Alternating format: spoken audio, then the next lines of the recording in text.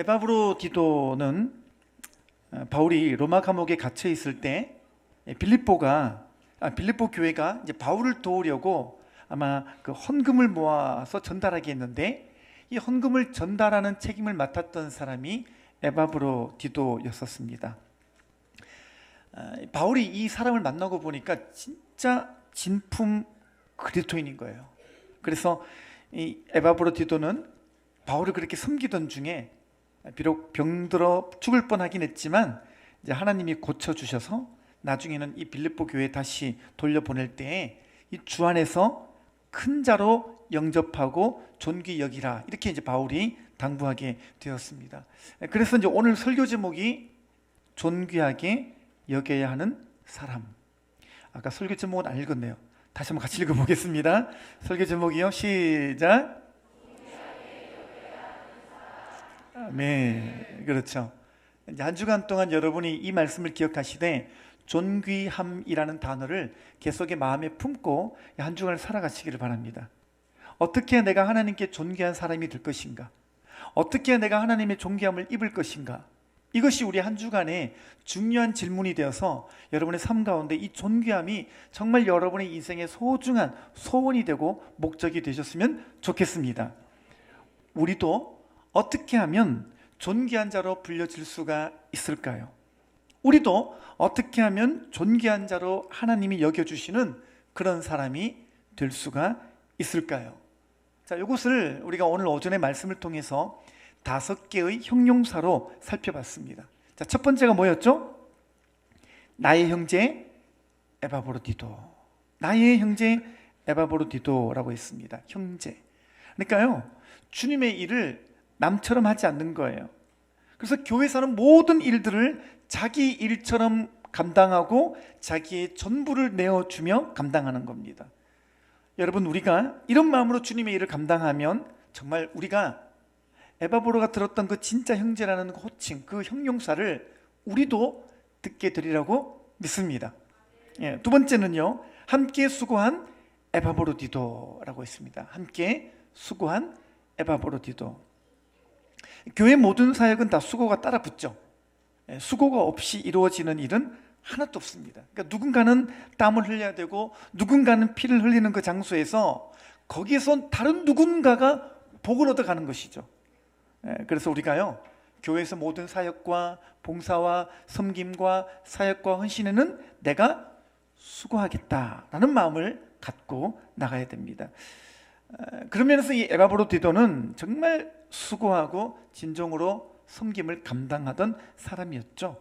특별히 2장 30절에 보니까 에바브로디도는 병으로 쓰러질 만큼 수고하며 몸을 아끼지 않았죠. 같이 읽어보겠습니다. 시작.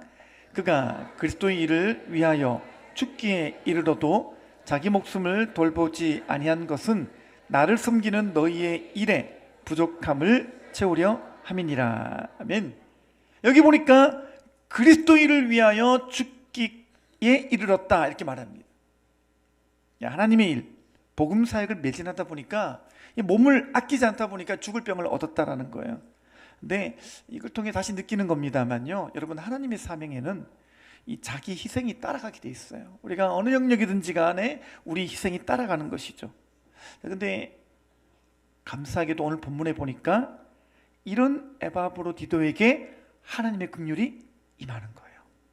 이런 에바브로디도에게 하나님의 긍휼이 따라온 거죠.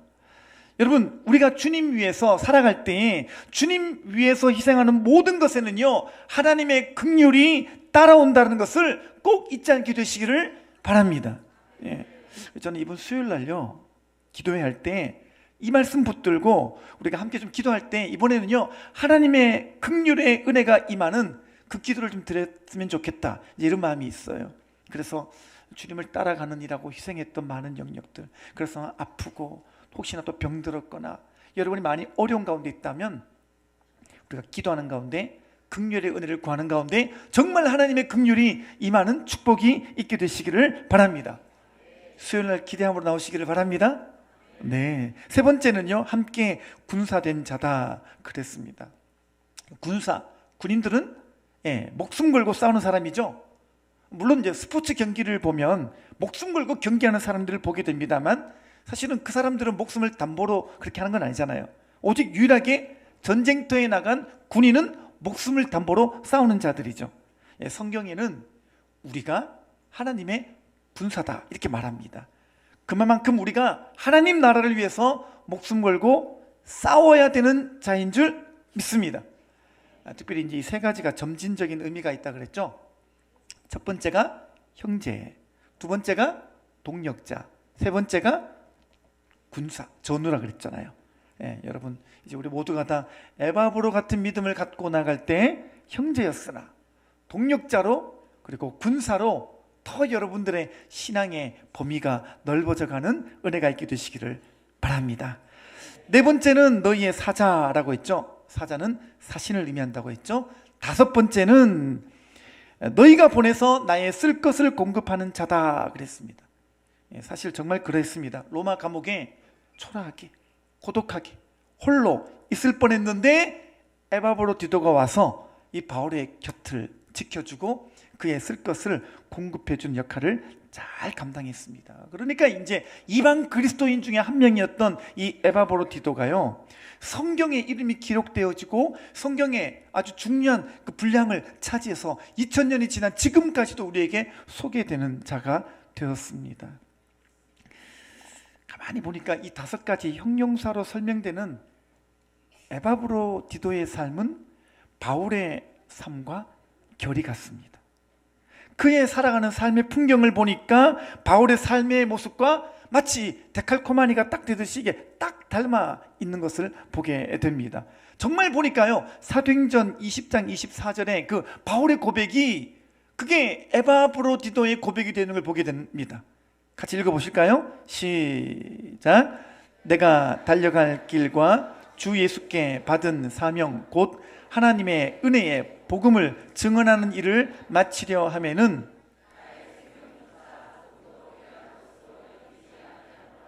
아멘. 이 성경 구절을 한번 놔두세요. 보세요. 여러분, 이 성경 구절을 딱 보면은, 이 구절을 비춰보면은 누가 보이죠? 바울이 보이잖아요. 근데 신기한 건요, 이 구절을 딱 보니까 누가 또 보여요? 디모데가 보이죠. 지난주. 자, 또 이 구절을 놓고 비춰보니까 누가 보입니까? 에바브로 디도가 보입니다. 그리고 저 구절을 놓고 딱 보니까 여러분이 보이는 그 축복이 있게 되시기를 바랍니다. 그러니까 바울이 딱 보니까요, 이 에바브로 디도의 신앙의 자세가 자기랑 너무 닮아 있는 거예요. 일상에서 나보다 그리스도 예수의 일을 우선해 두고, 일상에서 나보다 교회가 더 귀중하고, 자기보다 교회를 더 사랑하고, 그렇게 그리스도의 일을 하는데 자기 목숨 걸고 사는 사람, 그가 에바브로 디도입니다. 바로 그 사람을 바울은 존귀히 여기라 이렇게 말합니다. 여러분, 이게요, 유독 바울이 이렇게 부탁하는 심정으로 그냥 단편적으로 그렇게 볼 수 있을까요? 저는 그렇지 않다고 봅니다. 이게 바로 우리 하나님의 심정일 거라고 믿습니다. 오늘 이 시간 이 교회를 세우기 위해서 예수 그리스도의 일을 나보다 더 귀하게 여기고, 자기보다 더 영혼을 사랑하고, 자기보다 교회를 사랑하고 그렇게 살아가는 여러분들을 하나님이 뭐라고 말씀하셔요? 존귀하게 여기고 계시고 존귀하게 여기라고 주님은 그렇게 말씀하시는 줄 믿습니다.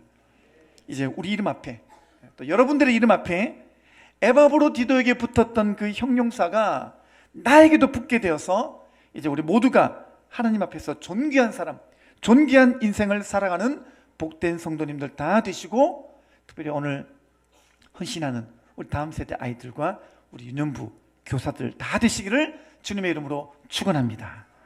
기도하겠습니다.